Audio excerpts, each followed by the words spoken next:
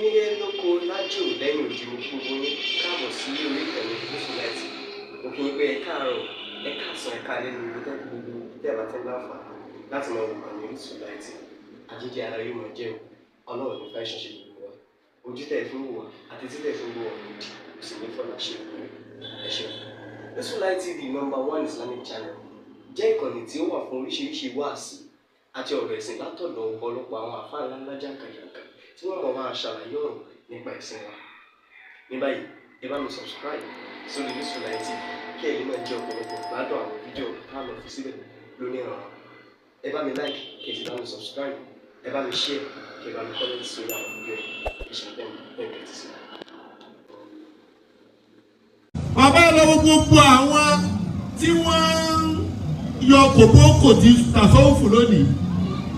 Kòbókò yẹn wá rí pé kò ràn wọ́n mọ́, wọ́n tún yọ ẹgbà tí ẹgbà yóò rà wọ́n ní Sufi mọ́, wọ́n yọ àdá tì wọ́n, wọ́n yọ ìbọn tì wọ́n, tẹ́ ẹ bá wò wọ́n lọ àwọn tí wọ́n bí wọn àwọn ní Sufi. Gbogbo Sàláfì tó níbo ni Sufi ó gbà lónìí. Bàbá wà lọ́wọ́ àbọ̀ àwọn tí wọ́n bí ó Sufi ni wọ́n o. Bàbá ní àmọ̀ kà wọ́n. Àfá àjàbàtà lọrin. Bàbá tó bí wọn ní Sufi ni. Àwọn sì sọ̀rọ̀ àtàgbé bàbá yẹn ní náà. Lìkàwé ní Sufi yẹn. Mọ̀kúlánà Sheikh Ibrahim ẹlẹ́à. Hafizahullah wa ra'ah. Bàbá tó bí wọn oní Sufi tó yẹjú ni. Àmọ́ táwọn bí àwa tòní ni pé ṣé ní Sufi táwọn tàbí ṣe làwọn tòní ṣe. Kayfa tasawwufu fil madi wa fil ana. Ìwà àwọn àgbà Sàláfì Fadilatu Sheikh Yunus Akorede. Àwọn tí wọ́n bí wọn oní Sufi ni. Àwọn náà jáde lónìí, wọ́n ń jẹba rí àwọn oní Sufi kẹ́ yá dànù. Irú àwọn Sufi wo ni wọ́n sọ? Allah. Aki Abu Sufyan, Abu Sufiyo. Fadilatu Dr. Abdul Fattah Ìsàrùmí nílọrin. Sàláfì ni, bàbá àwọn àgbà oní Sufi ni. Kayfa tasawwufu. Gbogbo àwọn tí ń sọ yìí ẹ̀jẹ̀ Sufi wọ́n fi bí wọn. Fil madi wa fil ana. Àwọn tó ní kálukú máa ṣe ìsọ̀, oníkálukú náà mọ̀. Gbogbo àwọn tí mo kà yí kò sẹ́ni tí ò tọ́ Sufi wò. Ó yẹ kẹ́ ẹ mọ̀ pé àwọn nǹkan ń bẹ tí wọ́n ń ṣe Sufi yìí ala kitabillahi wa sunnati rasuli. Inshallah. Orí aláwọ̀ kan tí wọ́n ròyìn wọn pé al-mutasawwifu sunni. Inshallah. Al-mutasawwifu àwọn ni as-sunni. Ẹlọ́wọ́ tí Ibn àsọ̀gba ìbàdàn sọ́wọ́fù. Òun ti ẹ̀ pé ní ó pín wọn sí bí abí mẹ́ta àbí mẹ́rin. As-sufiyyatu ila arba'ati asnafin. Sufiyyatul haqa'iqi. Àwọn Sufiyyatul haqa'iqi ń bẹ. Sufiyyatul haqa'iqi. Àwọn tí wọ́n ń ṣe Sufi bó ti jẹ́ kí wọ́n ṣe ẹnìkan ń bó ní Sufi yẹn. Ṣóhun ló ń ṣe fún ni àbí òun bọ́rọ̀ wọn máa tó dá ọ lẹ́jà. Sufiyyatul haqa'iqi. Àbá mi ìfẹ́ pẹ́ bẹ̀. Sufiyyatul arzaq. Tẹ́mi àní ìwò láròyé nu. A ní àwọn Sufiyyatul arzaqi. Àṣà jẹun. Sufiyyatul arzaq.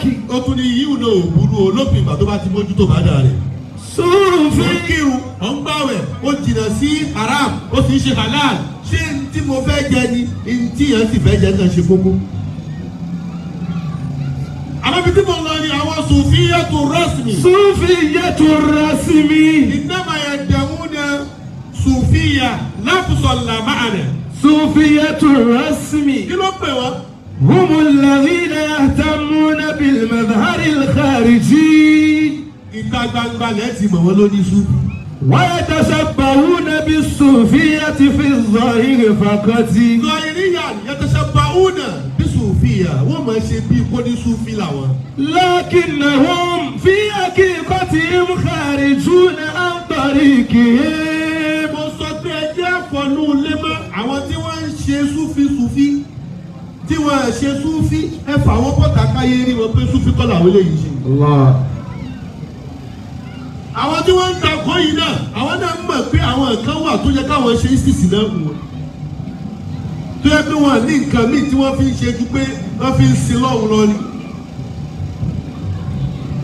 wọ́n ní nǹkan míì ìmọ̀ràn fún gbogbo àwa kéékèèké àṣọ àwọn bàbá yìí. Ànábì ní kun aliman. Kun aliman. Ọ̀rọ̀ Sufi igi ò yẹ lónìí. Kun aliman. Lọ jẹ́ onímọ̀ nímọ̀ ń pa ọ̀nà yẹn ìmọ̀ ní kọ́kọ́ mọ̀ ń pa ẹ̀. Muta aliman.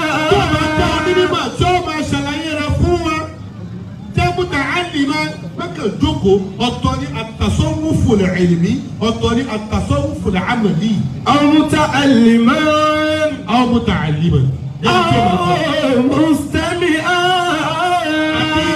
Láǹfààní àti lọlé ẹ̀kọ́ jókòó ti àwọn àgbà onísúfí àrọ̀bàlì yóò nà mí ni o kò sì máa gbọ́rọ̀ lẹ́nu wọn. Muhibban. Lọ́pọ̀ àwọn àlè bábà inú orin wọn ni wọ́n fi ń sọ yí pé. Kayfa tasawwufu fil madi wa fil ana. Ọlọ́run jẹ́ wọn ni pé.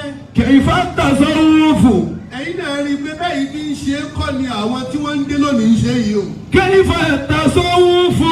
Àwọn àlè bábà wọ́n ní báwo ni a ti fẹ́ compare Sufi tòní akọ̀bátà ni. Fil madi wa fil ana. Gbogbo àwọn tí wọ́n jáde yìí náà àwọn bàbá wọn tí wọ́n bí wọn irú Sufi táwọn tòní ṣe kọ́ làwọn tàná ṣe. Haza bayanun akhi yakfika burhana. Àlàyé ń pa pété lọ ni wọ́n náà fẹ́ gbọ́ yìí. Inna tasawwufa. Orí Sufi. Fil islami ma'rifatun. Márífà ni ìmọ̀ ní jẹ́ Sufi ọba tó dáwà gan sọ pé fáàrí fún ní. Qabla an ta'budun. ẹlòmíì laysat lahum ma'rifatun 'ani at-tasawwuf ma'a ma kana. Filis. wa hum yad'una innama yad'una mujarrada laqabi. yahtamuna bil-laqabi. kán pè wọ́n ṣẹ́yìkù kán pè wọ́n kútùkù kán pè wọ́n gáúzù kán pè wọ́n lóko tí wọ́n ṣiṣẹ́ rẹ̀. هذا ما يكتبون به كل الاهتمام ولا يبالون بما يتعلق بالتصوف. في الإسلام معرفة. Sufi بما نجمع معرفة الله. عبادة بعدها زهد كما بان. التصوف معرفة التصوف عبادة وزهد. bọ́ọ̀lù tó sọ pé Sufi ni ọwọ́ lójú à ń kírun lọ Ànábì tí wọ́n rán sí wa ò fi irun ṣeré. عبادة بعدها زهد كما بان. Súdùn ọ̀rọ̀ yẹn sá ayé yẹn ká mọ́ kàákú tó ká bá gbé àwọn èèyàn sórí òṣùwọ̀n tipátipá láti rí àwọn Sufi àkíkí àfàwọn díẹ̀ kọ́ ní ìlú máa irú àwọn bàbá wa ni. Inna tasawwufa lílí akhlaqi tazkiyatun. Tí wọ́n ń pè ní tasawufu bí kì í ṣe tazkiyatul akhlaq. Ó tí ní dárájà wọ́n ń pè dárájà kan ní ad-darajatul ganamiyya. Lílí akhlaqi tazkiyatun. Àwọn bàbá yóò fetí gbọ́ èébú tẹ́nìkan bú wọn. Lílí akhlaqi tazkiyatun.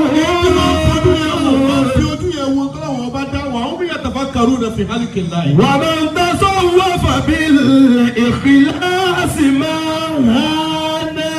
Man tasawwafa bil ikhlas. Ẹni yòówù tó bá ṣe Sufi pẹ̀lú mímọ́. Mahana. Tí kì í ṣe Sufiyatul arzaki, tí kì í ṣe Sufiyatul rasmi, gbogbo nǹkan nígbẹ̀yìn ayé rọ́símọ́ ní òkú. Ànábì ti sọ bẹ́ẹ̀ yàtí ala nasi zamanu. ولو كان هذا الحديث ضعيفا لكن ينفع. سيأتي زمان على أمتي. àsìkò kan bọ̀ wá. لا يبقى من الإسلام إلا اسمه. kò sí tó ṣẹ́kù ní Islam mọ́ orúkọ ni mùsùlùmí ni mí nìkan là á mọ̀ gbọ́ sọ wá ń kírun. إلا اسمه. orúkọ ló kù nù Sufi nísì àti lọ́dọ̀ àwọn apá kan. ومن الإيمان إلا رسمه. mùmíní rásímọ́ ló pọ̀. الله. àdáwọ̀ kíkí ni ò tí ì tán ó ti ṣì sọ́sọ́ba tó dáa ó sì sọ pé wọ́n mùmíní. إلا رسمه. àṣẹ rásímù nìkan náà ló kù nù tàṣọ́wọ́fù àfúlọ́dún àwọn èèyàn díẹ̀. ومن القرآن إلا حرفه. àwọn tí wọ́n ń ka Kùránì lónìí hárfù ni wọ́n ń kà. la yatadabbaruna bi أقوال القرآن وهم لا يفهمون القرآن wọ́n gbọ́ Quran yìí ẹlòmíì ṣe tààfíìsì Quran lẹ́hàjì ní competition ni o. kò ṣe torí pé mo fẹ́ fi súnmọ́ lọ́wọ́. hamuhum butunuhum amubadu badi sufi yìí náà butunuhum ní táwọn èèyàn fẹ́ jẹ sufi kí la fẹ́ fi síkù. dinuhum daraimuhum. táwọn èèyàn múra sí ni tó bá ti lówó lù kí lè dé gbé fún bàbá yìí yòókù yìí. dinuhum tọ́lọ́wọ́ ọba ò ti gbé fún wọn. daraimuhum wa kiburatuhum nisa'uhum. agbákọ̀tọ̀ dáyé nìyẹn. kiburatuhum nisa'uhum. ẹlòmíì kíbúlátù rẹ̀ kí sọ́nà ọba obìnrin kíbúlátù nìsáyì. kíbúlátù nisa'uhum. ẹ wá wo táwọn èèyàn ń sọ nípa mọ̀gánà Sheikh Ibrahim lónìí. ẹ wo tí wọ́n ń sọ nípa Sheikh Ahmed Tijani. ló fi jásí pé àwọn díẹ̀ lárí. ó fẹ́ bá àwọn ti palẹ̀ mọ́ ká tó jáde. ìwọ ò ní palẹ̀ mọ́ kàkà kó dìfẹ́ǹdì ọ̀nà tó wà éébú lòkù. èpè ló ń ṣe. ó ní àfa kan kọ́lọ̀ ń ṣe dáadáa àlùbáríkà àfa náà wọ́n ń pè bóyá SMB. ọmọ àlùbáríkà. kọ́lọ̀ ń kó ṣàlékún dáadáa àfa náà ó há wọn lọ́rùn. ẹjẹ́ àjọ máa tọwọ́ bọ gbogbo ẹ̀. bẹ́ẹ̀ bá sọ pé ó kẹ̀yà sí kí wọ́n ti wà wọ́n náà a rí nu Sufi tó gbádùn a rí nu Sufi tí ò gbádùn a rí nu Sálàfí tó gbádùn a rí Sálàfí tó náà gbádùn. wọ́n mọ ibi tó dá ń bẹ̀ ọ̀rọ̀ wọn bẹ́ẹ̀ gúnyán fún kò fẹ́ náà ni bẹ́ẹ̀ rọkà fún kò gbà kò ní gbà náà ni. Sufi yàtúwé áàfì. níta fẹ́ sọ fáwọn ọmọ ìyá wa ni pé ẹ jáde pẹ̀lú mímọ̀ ni ẹ má bu èbú ẹ má ṣe pèfẹ́ nìkan tábà ti wá ní pé eléyìí ọ̀rọ̀ tí ń sọ yé ewó pẹ́lẹ̀ àwọn jù aláwù làwọn náà máa ń ran fáwọn náà máa ń ran rí mọ́ nígbà tí wọ́n gan ń ṣe òyì ọ. Sufi yàtúwé áàmùsì. Sufi yàtúwé áàmùsì. MTN Sufi tòní. hàdà sanu mi. ó ti rí lónìí gbogbo ọ̀nà ni wọ́n fẹ́ bàjẹ́ kì í ṣọ̀nà Sufi nìkan o àwọn èèyàn ṣe Islam bó ti jẹ́ kí wọ́n ṣe mọ́ gbogbo nǹkan ni ṣe báwọn kan ní asálàfù sọ́ọ́lìhù èmi wá béèrè pé kẹ́lìmọ̀ sọ́ọ́lìhù yẹn wáyì tó wá ń jẹ́ sífà fún sálàfù ṣé àwọn sálàfù kan wà tán jẹ́ gẹ́rù sọ́ọ̀lì yìí wọ́n ní asálàfù asọ́ọ̀lìhù nígbà tí pé wùnẹ́ka asálàfù tọ́ọ̀lì. fàdọ́lá bí kíwùrùmù lìlìtìlì oníwàánà. gbogbo àwọn àfáà tí mo kà síwájú yẹn tí wọ́n jẹ́ Sálàfí tí wọ́n jáde sí Sufi àwọn tí wọ́n bí wọn Sufi ni wọ́n. àwọn tí wọ́n bí wọn Sufi ni wọ́n táwọn náà sì mọ̀ kí bàbá àwọn Sufi ni. ẹnìkan péré la wá rí tóun sọ yìí pé Sufi tí bàbá òun jẹ́ o òun ni ó sọdọ̀ ọmọ náà. afẹ́jọ́ pẹ̀tọ̀ tí bàbá tiẹ̀ bá lọ náà bàbá tèmi ọlọ́dún náà bàbá tèmi ò ní wọn náà. torí àwọn bàbá yìí náà Sufi tiwọn ká ṣe àsìkáàrù ká fa tẹ̀sùbà ẹlòmíì ń dako tẹ̀sùbà lónìí tẹ̀sùbà tó bá lé òní yẹn tí ó sì kó dànù. àmọ́ bí táwọn bá gbogbo nǹkan dé lónìí ọlọ́run kọ́ ṣàánú wa ni.